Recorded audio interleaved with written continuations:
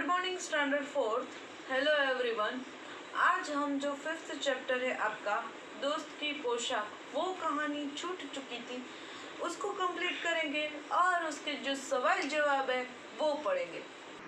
देखो, कहानी थोड़ी सी छूट चुकी थी। हमने देखा था कि दो फ्रेंड थे, नसरुद्दीन और जमाल साहब। वो मिलने जाते हैं, उसकी पोशाक पहनते हैं और हर बात तो है वो ही बताता है कि वो मेरी पोशाक है। अब देखो, यहाँ से जमाल साहब फिर नाराज हो गए। बाहर आकर बोले, झूठ बोलने को किसने कहा था तुमसे?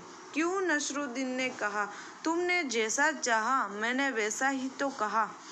फिर नसरुद्दीन है वो फिर से अपने पड़ोसी को कहता है कि ये जो अचकन पहनी है वो मेरी है, इसीलिए ये जो अचकन है वो मेरी है। वो फिर से बताया अपने पड़ोसी को ऐसा। क्यों? नसरुद्दीन ने कहा, तुमने जैसा चाहा मैंने वैसा ही किया। फिर यह नसरुद्दीन अपने बेस्ट फ्रेंड जमाल साहब को कहता है कि तुमने जैसा चाहा वैसा मैंने किया। पोशाक की बात कहे बिना काम नहीं चलता क्या? उसके बारे में न कहना ही अच्छा है, जमाल साहब ने समझाया। फिर ये जमाल साहब इस नसरुद्दीन को समझाते हैं कि मैंने तुझसे ये कहा था कि तुझे सबसे ये बोलना नहीं है कि मैंने जो अचकन पहनी है वो तुम्हारी है। जमाल साहब को लेकर नसरुद्दीन आगे बढ़े। फिर वो दोनों आगे बढ़ते हैं, तभी एक अन्य पड़ोसी मिल गए। नसरुद्दीन ने जमाल साहब का परिचय उनसे करवाया। मैं आपका परिचय अपने पुराने दोस्त से करवा दूं। यह है जमाल साहब, और उन्होंने जो अचकन पहनी है उसके बारे में मैं चुप ही रहूं तो अच्छा है। फिर देखो, तीसरे पड़ोसी मिलते हैं, आगे चलते हैं तो वो फिर उसका परिचय करवाते हैं जमाल साहब। फिर से वो नसरुद्दीन बताता है, पहले की तरह इंट्रो करवाता है कि ये मेरा बेस्ट फ्रेंड है और उसके जो अचकन पहनी है उसके बारे में न बोलूँ तो ही मैं अच्छा है, न कहूँ तो ही अच्छा है। वो फिर से नसरुद्दीन ऐसा बोलता है। तो नसरुद्दीन को थोड़ा सा हमें कहानी में देखा कि उसको अच्छा नहीं लगा, दोस्त झूठ बोला ही, तो हमें भी झूठ नहीं बोलना चाहिए। इसलिए ये इस जमाल साहब को ऑलवेज ऐसा होता था कि मेरा ह्यूमिलेट फील होगा यदि मैं ऐसा बताऊंगा सबको कि मैंने मेरे दोस्त की पोशाक पहनी है, लेकिन ऐसा कुछ नहीं है। हमें कभी झूठ नहीं बोलना चाहिए, ऐसा ह्यूमिलेट फील नहीं करना चाहिए। तो ये यहाँ कहानी कंप्लीट होती है। अब हम इस कहानी के सवाल जवाब देखेंगे। पहला है तुम्हारे सवाल। देखो क्या है कहानी में। कहानी के बारे में कोई 5 प्रश्न बनाकर नीचे दी गई जगह में लिखे, कॉपी में उनके उत्तर लिखे। देखो, यहाँ हमें सवाल भी खुद बनाने हैं और उत्तर भी खुद ही लिखने हैं। फर्स्ट हम कहेंगे, नसरुद्दीन किससे मिलकर बहुत खुश था, तो उसका उत्तर हम लिखेंगे, नसरुद्दीन अपने पुराने मित्र जमाल साहब से मिलकर बहुत खुश था। दूसरा प्रश्न हम बनाएंगे, जमाल साहब ने घूमने जाने से क्यों मना कर दिया। दूसरा प्रश्न, उसका उत्तर हम लिखेंगे, जमाल साहब ने घूमने से मना कर दिया क्योंकि उनकी पोशाक मामूली सी थी। तीसरा प्रश्न हम बनाएंगे, नसरुद्दीन ने अपने पड़ोसी को जमाल साहब की पोशाक के बारे में क्या बताया, तो उसका उत्तर हम लिखेंगे, नसरुद्दीन ने अपनी पड़ोसी से कहा कि जमाल साहब ने मेरी अचकन पहन रखी है। चौथा प्रश्न हम बनाएंगे, नसरुद्दीन ने हुसैन साहब से क्या कहा, तो उसका उत्तर आएगा, नसरुद्दीन ने हुसैन साहब से कहा, जमाल साहब मेरे पुराने मित्र हैं, उन्हें जो अचकन पहनी है वो उनकी अपनी है। फिफ्थ के क्वेश्चन हम लिखेंगे, जमाल साहब ने नसरुद्दीन को क्या समझाया था? वो समझाया था ना, क्या समझाया था? जमाल साहब ने नसरुद्दीन को समझाया था कि पोशाक के बारे में कुछ न कहना ही अच्छा है। तो यहाँ ये एक्सरसाइज कंप्लीट होती है। हमें क्वेश्चन बनाने थे और खुद ही हमें क्वेश्चन बनाने थे और उसके उत्तर लिखने थे। अब आगे की एक्सरसाइज, तुम्हारी बात। नसरुद्दीन और जमाल साहब बन ठन कर घूमने के लिए निकले। देखो क्वेश्चन क्या है, अपने बन ठन कर कहाँ कहाँ जाते हो? तो हम कहाँ जाते हैं? ऐसे सज धज के बन ठन कर, मैं बन ठन कर किसी पार्टी में, विवाह में, रिश्तेदारों के घर और बाजार घूमने जाते हैं। तुम किस किस तरह से बन ठनते हो? तो मैं स्नान करके नए कपड़े पहनता हूँ, बालों में कंघी करता हूँ, जूते पॉलिश करता हूँ, हाथ में घड़ी बांधता हूँ। इस प्रकार हम रेडी होते हैं। तुम्हारी समझ से। तीसरे मकान से बाहर निकलकर जमाल साहब ने नसरुद्दीन से क्या कहा होगा?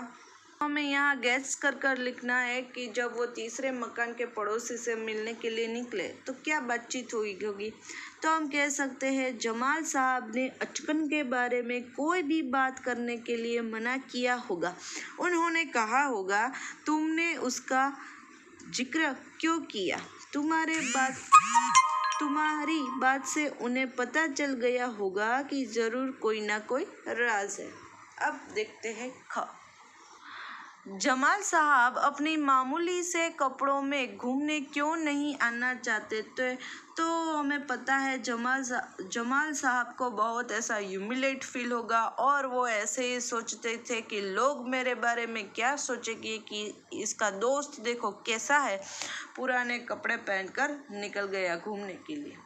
फिर है नसरुद्दीन अपनी अचकन के बारे में हमेशा क्यों बताते होंगे? अब देखो यहाँ ये पूछ रहे कि ये नसरुद्दीन उसका फ्रेंड था तो भी उसकी अचकन के बारे में क्यों बताता था? तो नसरुद्दीन एक मजाकिया इंसान थे, ये भी कह सकते हैं। वे अपने दोस्त से अपनी अचकन के बारे में अक्सर मजाक करते होंगे। वह दोस्त को ये समझाना चाहते होंगे कि आदमी अपनी पोशाक से नहीं, अपने गुणों से पहचाना जाता है। अब देखो आगे की एक्सरसाइज है गपशप। जब जमाल साहब और नसरुद्दीन हुसैन साहब के घर से बाहर निकले तो उन्हें अपनी बेगम को नसरुद्दीन और जमाल साहब से मुलाकात का किस्सा सुनाया। उन दोनों के बीच क्या बातचीत हुई होगी, लिखकर बताओ। यानी कि वहाँ जो कन्वर्सेशन हुई थी, जमाल साहब और नसरुद्दीन हुसैन साहब से बाहर निकले तो उसने अपनी बेगम को नसरुद्दीन और जमाल साहब से मुलाकात कही होगी, तो उसकी बातचीत हमें लिखनी है। तो बेगम पहले क्वेश्चन पूछती होगी, कौन आया था?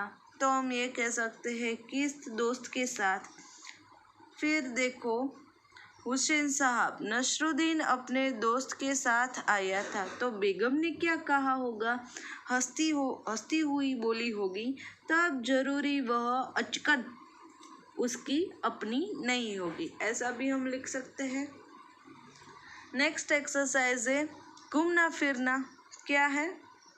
नसरुद्दीन ने कहा, चलो दोस्त मोहल्ले में घूम आए। जब नसरुद्दीन अपने दोस्त से मिले वे उसे अपना मोहल्ला दिखाने के लिए गए। जब तुम अपने दोस्त से मिलते हो तब क्या क्या करते हो? देखो हमें लिखना है कि यदि आपका कोई फ्रेंड आपको ऐसे मिलने के लिए आए तब आप उसको कहाँ ले जाते हो घूमने के लिए? तो ऑब्वियसली मैं जब अपने दोस्त से मिलता हूँ तो उसके साथ कार्टून फिल्म देखता हूँ, खूब खाता पीता और खेलता हूँ अक्सर। ये अब है करके दिखाओ।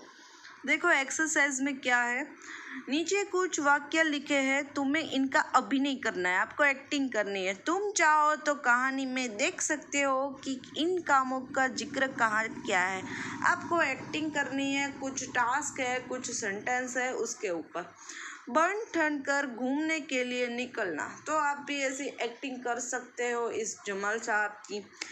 गड़ो पाड़ी पड़ना, मुंह बनाकर शिकायत करना, गर्मजोशी से स्वागत करना, नाराज होना, देखते ही रह जाना। तो ये जो सारे सेंटेंस के जो एक्सप्रेशन दिए है उसके भाव हमें बताए, आपको उस तरह उसकी एक्टिंग करनी है।